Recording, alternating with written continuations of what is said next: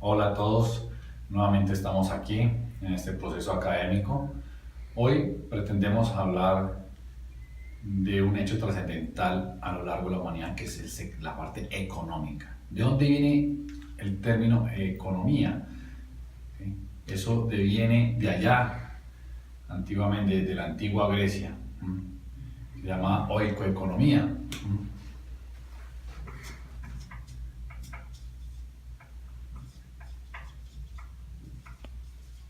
Es decir, del oikos. El oikos era la administración del hogar.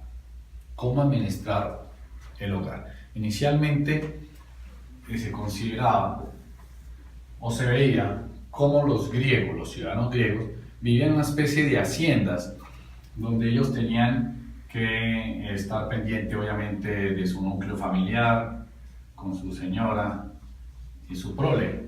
Y alrededor estaban los esclavos y los demás trabajadores.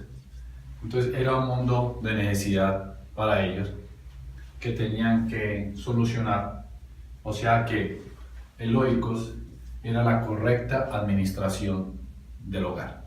De ahí viene la palabra economía. La economía realmente, como la conocemos hoy en día, se empezó a desarrollar en el siglo XX, tal cual. Antes es un anacronismo histórico de ir a referenciar la palabra economía con todo el significado que hoy le damos. Muy bien, ya con este preámbulo vamos a introducirnos allá cuando inició la modernidad. ¿Cuándo inicia la modernidad? En 1500, ¿cierto? Con los descubrimientos. Antes ya se había dado lo del descubrimiento de la imprenta, descubrimiento de América, bordeando África, los portugueses llegaron a las Indias Orientales, como le llamaban en esa época, es decir, llegaban a Asia. Todos esos descubrimientos empezaron a ser un punto de quiebre, ¿no? Y ese punto de quiebre crea el primer modelo económico, que es el mercantilismo.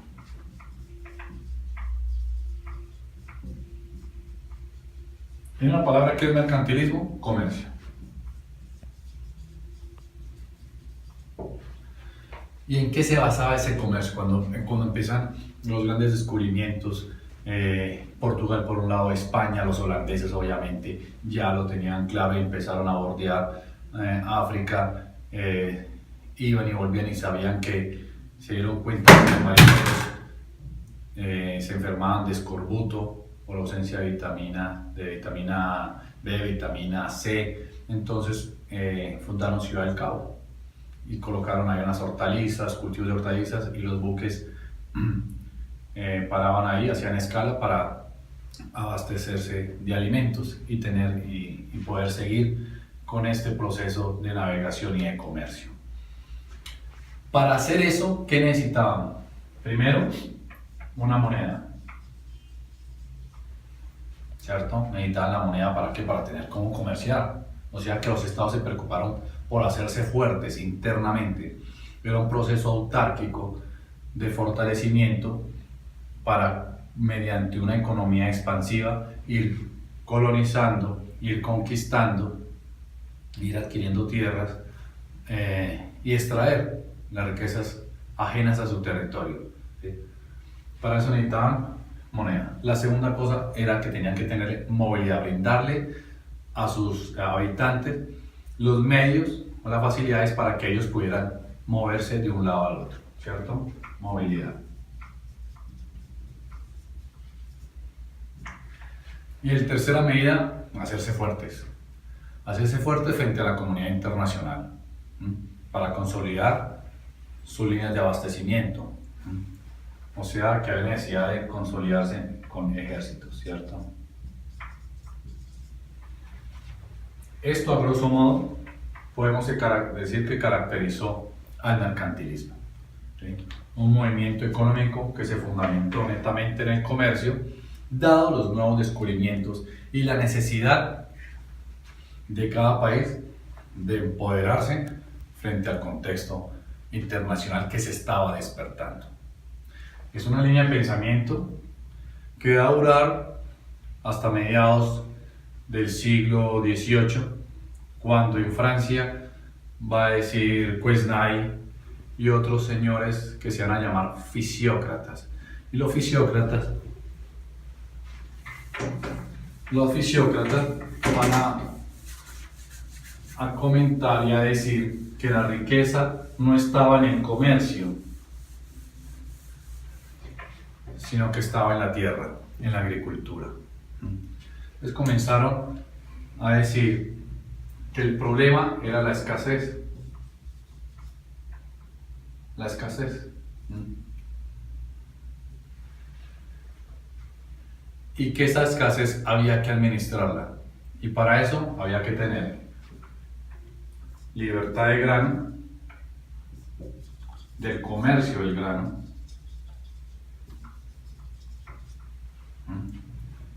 ¿Por qué libertad del comercio del grano? Porque ellos decían que mientras hubiese abundancia, el grano iba a perder valor. Entonces lo importante no era la cantidad que se produjera, sino que ese grano mantuviera un valor alto para que el pequeño agricultor se viese beneficiado del proceso agropecuario. Entonces la riqueza estaba en la parte agraria, en la agricultura.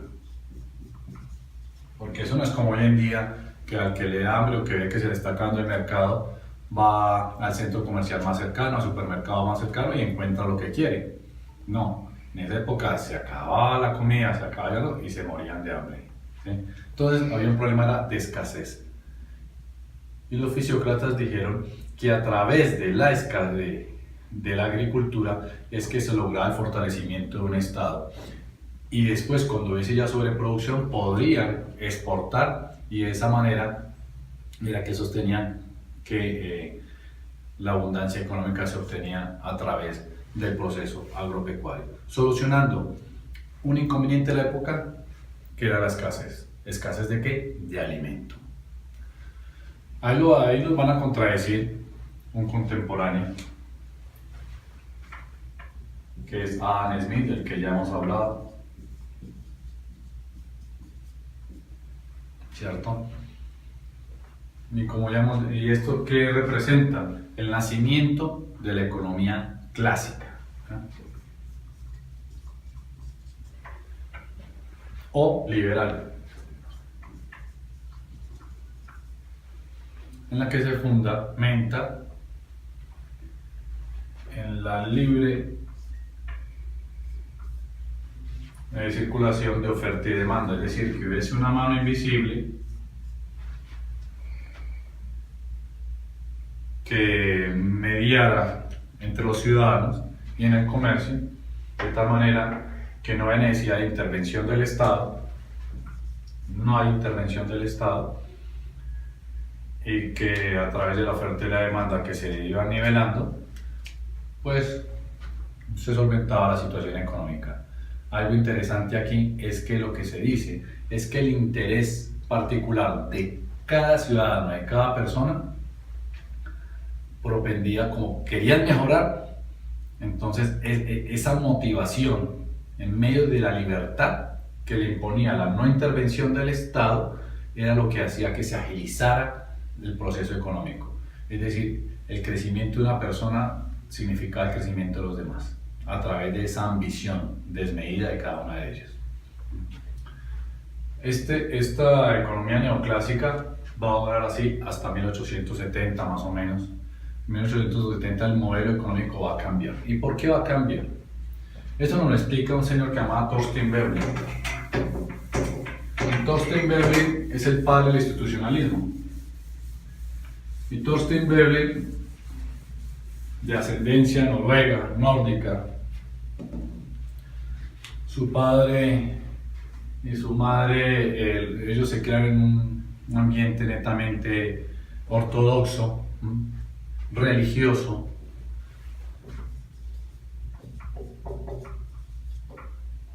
Thorstein Veblen, una persona brillante, sin lugar a dudas. Su mamá siempre le hizo la ropa, nunca se preocupó de la moda ni nada de eso. Su hermano es un matemático reconocido también. El día que se fueron para la universidad, su papá fue y les construyó una cabaña cerca de la universidad y allí vivieron mientras desarrollaron sus carreras, para después cada quien seguir su camino. Thorstein Veblen estudió filosofía, una persona brillante que se empezó a dar cuenta de que las personas seguían unas a otras de acuerdo a impulsos. Él lo llamó tropismos, es decir, que acciones que hacía la gente sin pensar, sino que simplemente era algo mecánico, ¿sí? Entonces él vio que cuando una persona adquiría algo, una mujer empezaba a usar una falda, la otra quería esa misma falda, imitarla o de pronto conseguirse una más bonita. Ese deseo de imitación él lo llamó el complejo de emulación.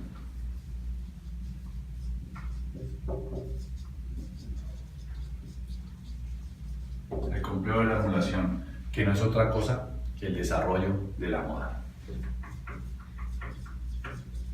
Si mi vecino compra un carro, yo lo veo por la ventana y digo, yo quiero ese carro igual o mejor, ¿sí? El que compra un celular de alta gama, ve el de al lado y dice, uy, yo quiero ese celular. Y se va imponiendo la moda. Es un fenómeno que se desarrolla a lo largo del siglo XIX, pero más, sobre todo después de la mitad del siglo XIX, que va a desembocar en 1870, un momento de cambio en la historia. Él después vino a ver que las personas también, aparte de eso, eran insaciables en la forma como adquirían los elementos, que ya no era como antes, que se tenía una ropa especial para el domingo y durante la semana simplemente se trabajaba con otra, es decir, 2 mudas de ropa, ¿sí?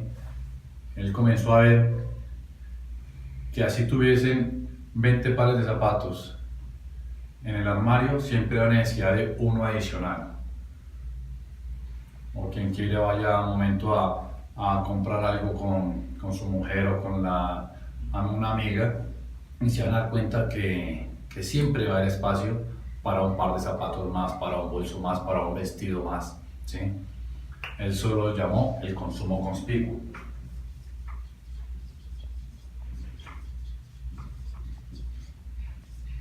El consumo conspicuo, el deseo siempre de estar comprando, el deseo siempre de adquirir algo más.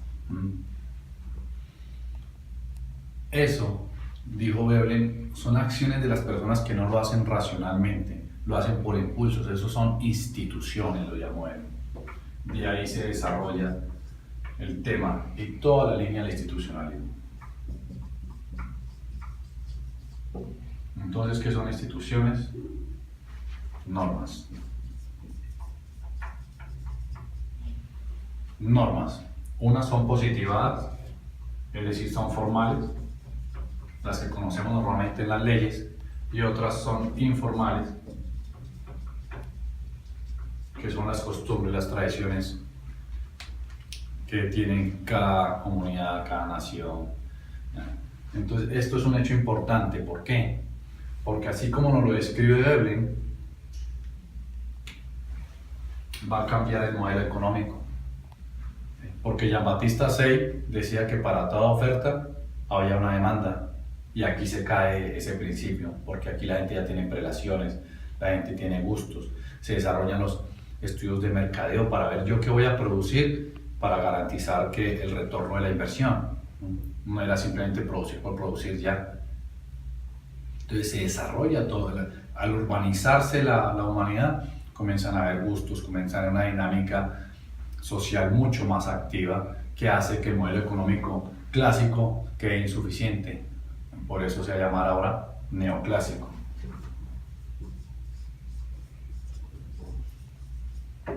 ¿En qué se diferencia del clásico? Pues que hay más estudios de mercado, la estadística es importante, la forma de producir va a cambiar, como ya lo veremos en el otro video, el taylorismo, el fordismo se van a imponer y todo eso hace que el modelo económico ya no sea solamente clásico, sino que se le agregue el prefijo neoclásico.